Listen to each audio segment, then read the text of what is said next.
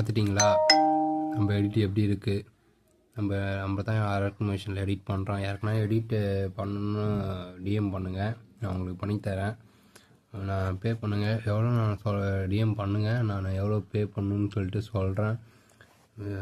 Maximum எவ்வளோன்னு நான் சொல்கிறேன். இப்போ 50 ருபீஸ், 50 ரூபா தான். உங்களுக்கு நான் எடிட் பண்ணி தரேன். ஃபோட்டோ அனுப்புங்க, நான் உங்களுக்கு எடிட் பண்ணி நான் போடுறேன்.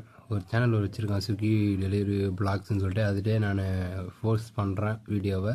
பார்த்துட்டு எனக்கு கமெண்ட் பண்ணுங்கள் காய்ஸ். தேங்க்யூ ஃபார் வாட்சிங்.